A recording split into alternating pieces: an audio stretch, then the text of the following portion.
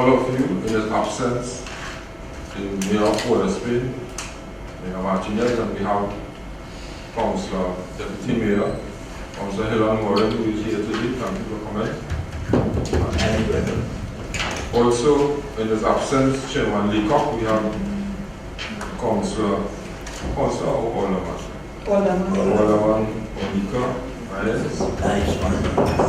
you for coming. And all the other chairmen, I want to welcome you all, every one of you, here as chairman, and a special welcome, I must say. And we all want this to happen. Anybody here who want this to happen? Raise your hand. Everybody wants this to happen. And we as a team, because as I always say, all politics is local. Whether it's drainage, infrastructure, roads, street lighting, parks, playfields, public health, everything is local. We have embarked on a few of the low-hanging fruit, Chairman, which is the garbage collection, which will be handed down to the corporation. It's in process right now. We have the municipal police tomorrow starting training, which is 200 and something, 255 I think. Starting training to come into the corporation. This is the first batch. We did a very social aspect of it, where if we go to the corporations now to deal with the disaster part of it, and know it's supposed to be taken to cabinet last Thursday, but it will come this Thursday. And we have a lot going. We want it to happen. We have been talking for the last about 30 years. The talk have been ongoing, but nothing has happened before its time. And I think this is the time where all of us will go down in history as being part of this reform. Corruption in the corporation is raising an ugly head for local government. And they just asked me about it. I don't want to comment too much until I'm discussing it with you all, because I'm not a one-man show. I need you all, and you need me. I will carry through with your requests. So I want to ask the Chairman and Mayor President to ensure that you go to your councils at the next meeting and try to weed out this corruption. It happens, all of us know it happens. It happens in the engineering department, it happens in the building department. Some of you are shaking your head, some of you all don't want to say yes, but it happens. But I was a mayor, I experienced it. And I know you all, because some of you always call me and tell me about the corruption, but you won't say it here. So I want you all to deal with corruption, because the country is watching local government. We have an election next year. So we have to work very hard. And this reform will happen. Instructions were given to the Attorney General to ensure that he brings the legislative part in the new third parliamentary term. So in the meantime, we will deal with what we are dealing with right now, the social aspect, the garbage part of it, the schools repair, the policing, and the social disaster part of it. So I am here, whatever you all want me to do, because the reform can't happen without all of us sitting in this room. Not what they want, it's what we want.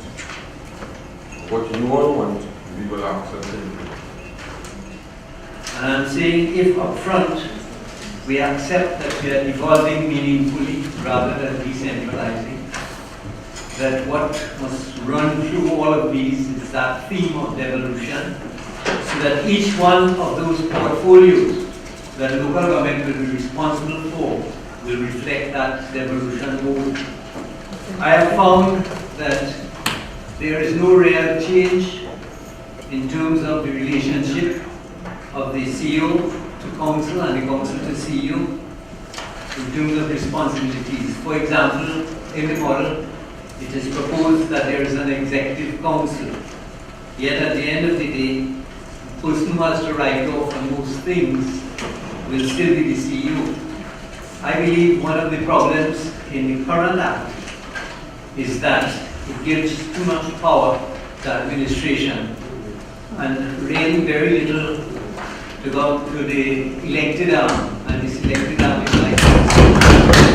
But what it does, it says we are policy makers, but what policy can you make if you're only decentralized, except what you may call local policy, which make up bylaws and getting dog and killing rat and so on. And I mean meaningful things in terms of spatial planning, for example, community development. You see, Mr. Chair, we talk about the principle of subsidiarity, and the document is not reflecting that subsidiarity is obtained in this document, and that's the philosophy that is missing. And I believe this cut and paste approach that is being used, you take the act and you amend this section, that section, you'll see it in the last appendix. But they said about the cut and paste is not a good starting point. The starting point should have been, we accept devolution, what is required of devolution, how can we apply the principle of subsidiarity, how can we involve people at the lowest level, at the community level, in meaningful decision making. That is not reflected. And I have not picked up the essence of that in the document, and I made the point before. If you wish, I can give you an example. The daily operations of a council are done by administration.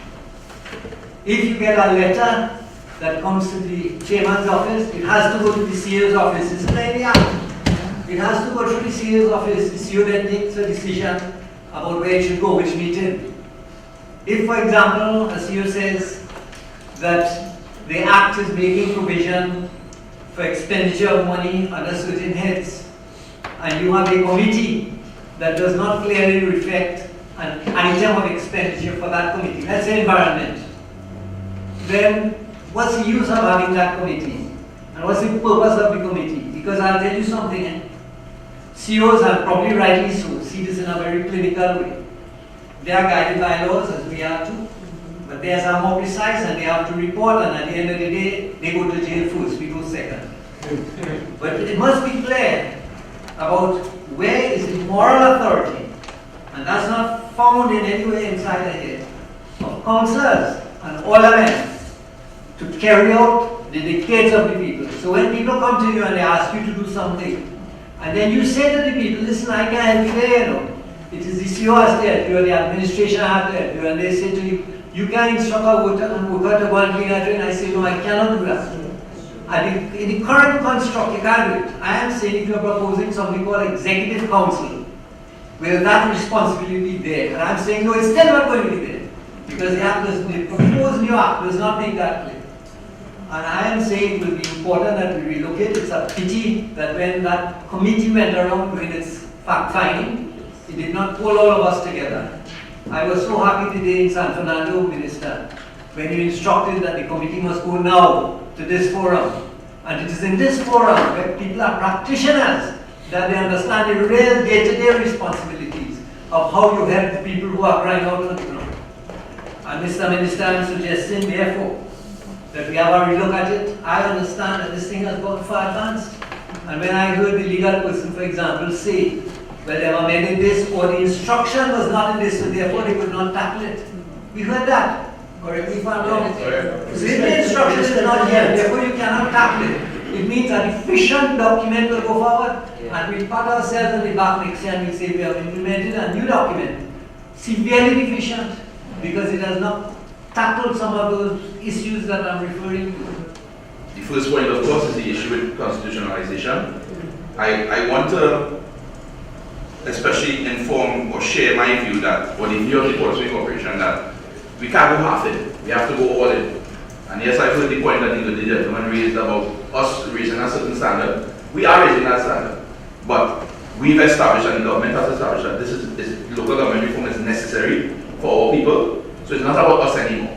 It's about all of us doing things properly to ensure that we bring it to a certain standard. And then the UNC and the PNM will decide who they send up to make sure the representation is good. That's an internal matter.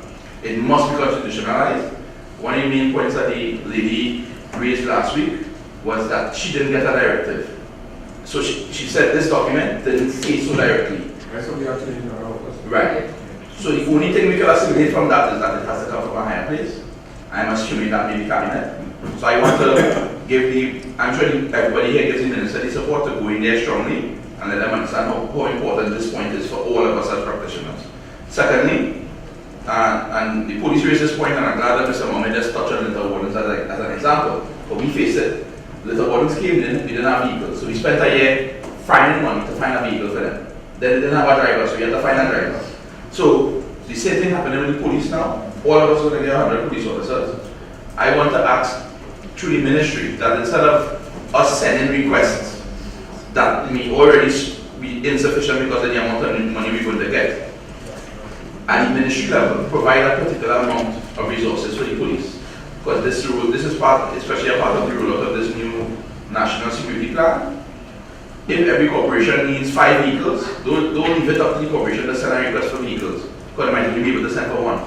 Put the money in the budget for us to get 5 vehicles each.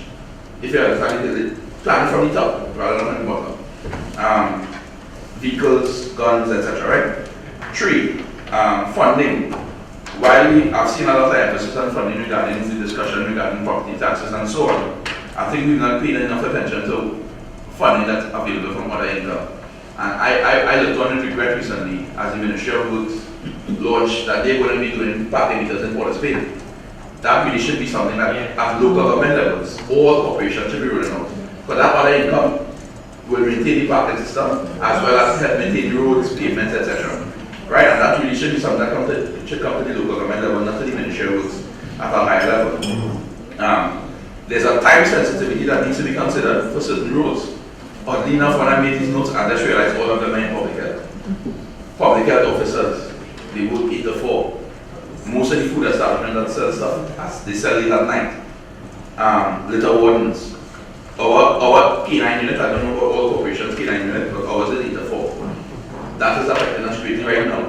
We get reports, I raised this last week, we get reports sometimes that say the dogs hiding because they don't work in 8 to 4. And therefore we see a report coming where we are being paid a great salary and we pick up 1 dog for the month. That's wrong. We can't be wasting the people's money that way. We have to work on the speed of these settlement matters. I know that for some reason there's a stopgap. I'm not sure if it's in corporations or the ministry, but we need to fix that because if we speed up these resolution matters, that's revenue. That's other income that's going to come into us. I have not heard much about the role of self-help in local government reform. So I'm asking now, what is the role of self-help in local government reform? And if there is no role, it should be included as part of the provisions under social development. Because self-help to me operates all by itself. And one of the big issues people come to you for is, I need help to fix my house. And self-help is one of those big places. And I really think it's time for self-help to be brought back under the local government reform aspect. And finally, boundary issues with the EBC. I think that needs to be an essential part of the reform process now, rather than asking the EBC to come on board after. That was raised last week, and it was kind of recognized that, well, then we'll do what you're doing when we finish. It should be that. It should be that. We should know what are the actual boundaries, what are the boundaries of Port of Spain going to be, of Salmon Corporation going to be. Because I spoke, for example, about parts of until essentially being Port of Spain. So what was all that is talk, or is it that we're going to make these changes now? That somewhere we are not seeing the creation of the Tobago House of Assembly model or the United Kingdom model emerging out of this document. I think perhaps it tried to do too much and it lost the core center of what we are about, the 5 things that we want to achieve. So I believe that the document, I thought should be restyled and become more thematic. So it has a constant theme and all the other subjects surround that theme. And we see a model that we can recognize and we can touch and feel in terms of a framework. Right? So and that is my remarks with regard to that. Another thing is that when you get more responsibility, when you get more power, you automatically get more responsibility. Already councillors are burdened and besieged by requests which they cannot fulfill. Unemployment is a big thing that creates crime too, because fellas, when they have, today I decided that someone who told me he got involved because he has no choice, he has no hope, no job, his mother has no job. So we are going to be faced. How then do we use local government? Community empowerment, giving the community resources where they could create jobs, ecotourism. I believe tourism should be an area that we should be accepting. That's where we have hope. We could create jobs. But when we're taking things, and my question is social development really working right now? I know that it isn't working very well, and we're taking that. So you're going to get pressure. So therefore, we bring my next point. Why you cannot increase the income of the councillor? For God's sake, let us be the administration that sees that the councillors have a health plan as a group for the 3 years, that they have a dental plan, that they could get some kind of discounts for services that the government or authorities may be involved in, and also an insurance plan. Some of our councillors died and the family is in crisis. And I remember when my own father died, he was a full-time service person for the community. And I believe that we should look at the person who is going to have to bear the brunt of the responsibility. What kind of difficulties will they face? And are we taking on things that will make us more powerful, or are we taking on things that will make us more responsible without the resource basing and the areas of growth and development where we should be looking to trade and industry, ecotourism, generating money through local government? After listening to Chairman Howard, your witness about I would like each mayor and chairman, each corporation to come like you have your notes there in writing.